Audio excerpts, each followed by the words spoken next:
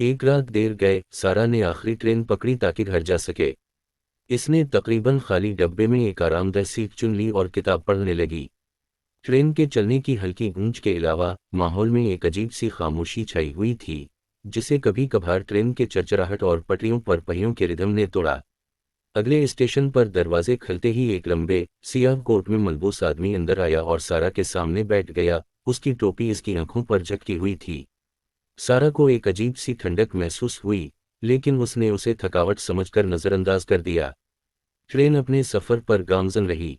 हर बार जब सारा ने किताब से नजरें उठाएं तो वो आदमी उसे देखता महसूस होता। इसका चेहरा हमेशा साए में रहता, लेकिन सारा इसकी नजरों की तपिश को महसूस कर सकती थी। इस बढ़ती हुई बेचैनी को झटकने के लिए उसने अपनी सीट बदलने का फैसला किया। जैसे ही वो उठी ट्रेन झटका खा गई, जिससे वो तवाजुन खो बैठी। उसने करीब तरीन पोल को पकड़कर खुद को संभाला, लेकिन हैरत से देखा कि वो आदमी अब बिल्कुल इसके सामने बैठा था, हालांकि उसने उसे हरकत करते नहीं देखा था। इसका दिल जोर जोर से धड़कने लगा। उसने इर्द गिर्द देखा, लेकिन डब्बा खाली था, सिवाय उन दोनों के। उसने मजीद दूर जाकर एक और सीट पर बैठने की कोशिश की, लेकिन वो आदमी खामोशी से और तेजी से इसके पीछे आया, जैसे वो हमें तीर रहा हो। खौफ के मारे वो अगले डब्बे के दरवाजे की तरफ भागी। जैसे ही वो वहां पहुंची ट्रेन एक सुरंग में दाखिल हो गई और डब्बा अंधेरे में डूब गया। रोशनी झपकने लगी और फिर मुकम्मल तौर पर बंद हो गई।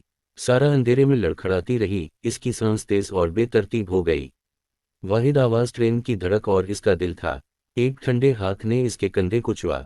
वो चीखी पलटी, मगर वहां कोई नहीं था। रोशनी दोबारा झपकी और वो आदमी इसके बिल्कुल करीब खड़ा था। इसकी आंखें अब दिखाई दे रही थीं, ठंडी, खाली खला। वो पीछे हटते हुए दरवाजे से जा लगी, लेकिन दरवाजा नहीं खिला। वो आदमी करीब आया, इसकी खामोश मौजूदगी चीख से ज्यादा खौफनाक थी। इसने दरवाजे को नोचने की कोशिश की, फरार होने की जद्दोजहद की, लेकिन ट्रेन अंधेरे में लामतनाही फैलती गई। अगली सुबह ट्रेन अपने आखिरी स्टेशन पर पहुंची, खाली और खामोश।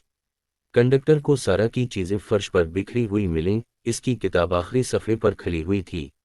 लेकिन सारा का कोई नाम वाव निशान न था। वो लंबे कोट वाला आदमी फिर कभी नजर नहीं आया। फिर भी बाज़ औक़ात तारीक और खामोश रातों में मुसाफिर अब भी एक ठंडी मौजूदगी और आखिरी ट्रेन के पिछले हिस्से से देखती हुई एक सायादार शख्सियत को महसूस करने की शिकायत करते हैं।